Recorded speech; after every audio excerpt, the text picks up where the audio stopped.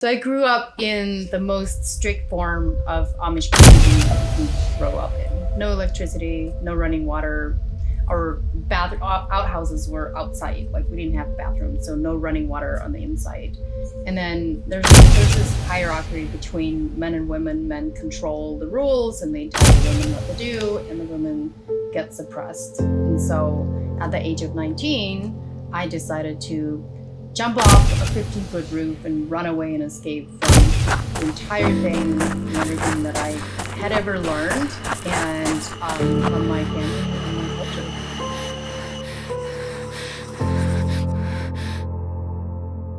When you was on that roof and you was about to jump off at the age of 19, what led you to that point? What got you there? What put you in that position to say, enough is enough, this is my moment to go ahead and make my leap of freedom? Yeah, so amazing question, by the way, because it's a few years leading up to that. You know, I think at the age of 15, like I already knew that I didn't belong there. I was kind of like the black sheep of the family. I had a twin sister, and I always pushed the boundaries and the rules and got in trouble even when it wasn't my fault, because I was the one that was always pushing the boundaries and crossing the lines, and they just blamed me for those things. But my spirit didn't belong there, or at least I knew it wasn't going to be there forever. So at around 15 is when my spirit and my heart were really starting to stir and go, okay, there's something better, or there's something more outside of this. And I questioned a lot of things. So I'm from a family of 19 kids, so I come from a really large family. I have a twin sister, and we were in the middle of the entire family, like 9 and 10. And it's pretty phenomenal to have. I was just thinking, like, did you just say 19 kids? 19 kids, that's right. And so when my twin and I were 17, we ran away together for 2 days, and I thought this was my time. I thought this was the moment that I was gonna leave and never look back. But 2 days in, she was like, I can't do this. Because it's like someone died. Like they mourn you as if someone died. It's like the ultimate sin that you can commit to leave your family and your Amish, community. However, my twin was like, you gotta go back. And I went back, dragging my feet, going, I don't wanna do this. And the day after we went back, I told her, I said, listen, I'm not staying here. Like, I will leave again. And she's like, yeah, I'm not staying either. But she's still there. She's got like 10 kids. Which was actually one of the reasons why I couldn't stay there, because I was like, I could never see myself getting married and just having a bunch of kids, because that's basically what the women are meant to do. Like there is this hierarchy between the men and the women. The men are the preachers of the church. They control the rules. They make the rules. The women are supposed to be obedient to it. They don't have much say or opinions. They get suppressed, and they're like, here you go. Like, you're just supposed to be a wife, run the house, and have kids. When did you find your healing? Was it before the jump? Was it during? Like, did you find it like when you made the jump, like, I'm healed? Or did you? Or was it sometime after? I think there was a form of freedom that happened when I finally did jump off that roof, and I left, obviously.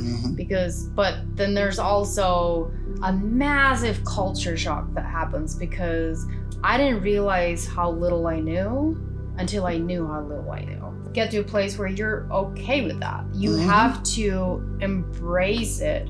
You have to embrace the fact that you're different. You have to embrace the fact that you're the black sheep of the family. You can get to a place where you can embrace the fact that you are different. It means you're bringing something different to the world, and that is what you're here to do. And so you have to embrace it in order to fulfill whatever it is that you're here to do and fulfill anyway. Yep, I agree with that completely, because in order for you to come to terms with yourself, you have to understand where you are. Like, it's not just about the destination, it's also about acceptance. In order for you to become great, I am Joshua Dante Barnes. I'm not R. Kelly, thank God. Thank God. Thank God. Oh, that's funny. Maybe I should not use that name. I am not Kobe Bryant. I am not MJ. I am not Beyonce. I am not whoever is big out right now. Who I am is who I am. In order for me to make myself as big as I want to be, I gotta accept who I am, where I'm at, what I know, what I don't know, because that all combines to me being who I am. I can learn more, but you're never gonna know it all. I always say that perfection is unobtainable, but we are limitless beings. So the reason why we chase it is so that our growth will never end. So, when you was making that jump, what did that jump mean to you in that moment? What got you there? What made you say, this is it? What made you leap? Yeah, so I actually was a member of the Amish church for about 6 months before I left. And when you're 18, 19, they expect you to become a member of the church. And so I did, and I got baptized, and then I was able to see a lot more about how the church was treating people and learned their ways a little bit more. Mm-hmm. They also have more control over you. And I just couldn't believe in the God that they were teaching who he was and how they were treating people. And so I knew that I was going to leave at some point. I just didn't know how. And at that point in time, I started dating this guy from New York, and I was in Ohio. So we were dating, and we would see each other a couple times a year. And other than that, we would write letters to each other. And it was my turn to deliver my letter to my boyfriend, and I went to put it in the mailbox. And I opened the mailbox, and there's a note in there without an address on it, but I recognized the handwriting. It was his handwriting, had my name on it. And I was so confused because he's in New York. I'm in Ohio. I don't know how this got here, other than the fact that he's here somewhere. So I open a note, and he tells me that him and his sister and her boyfriend wrote down with a mutual friend of ours the day before from New York. They ran away, they left, and if I wanted to leave, they would come by that night at 10 o'clock and pick me up. And I snapped my fingers and I said, I'm out, because I had known for 2 months leading up to that moment. I was like, I know it's gonna happen. I just don't know how. I just felt it in here. And had no idea how. The universe moved. And then that happened, and I had the rest of the day to figure out, how am I gonna leave? Do I tell someone? No, I don't tell anyone, because if I do, they're gonna try and keep me there.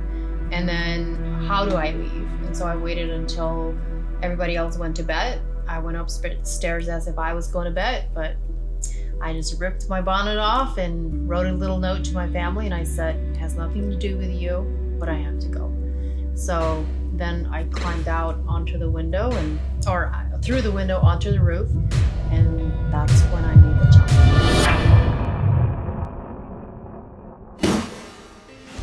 into freedom.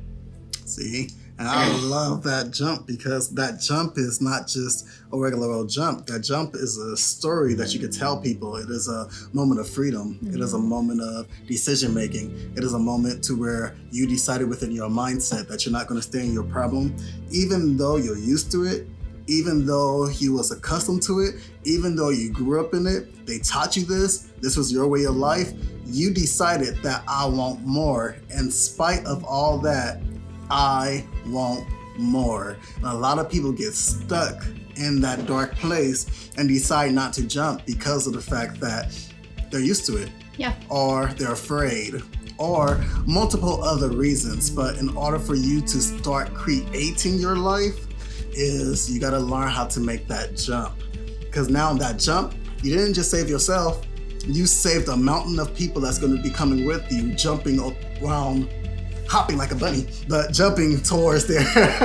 Don't go look for a 15-foot roof to jump off of. Metaphorically. Metaphorically, yes. I actually did it, but don't get stuck on the roof. Getting stuck on a roof is where a lot of people are their entire life. And they just sit there and they either wait for magic to happen. It's like, hey, I'm waiting for something to happen, or you sit there, because when I was sitting on that roof, I was on that roof for about 30 minutes contemplating how I'm going to jump, and then having everything going through my mind, What if I break a bone? What are people going to think about me? I'm going to leave my entire family behind. My twin sister was getting married 6 months later, and I knew that if I left at that point in time, I would not be at her wedding.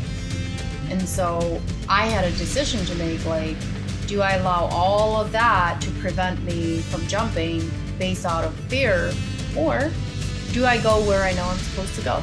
But jump is going to come with sacrifices, and Yeah. you have to understand that those sacrifices are necessary in order for you to begin to live. It's like you were surviving, and now you're living.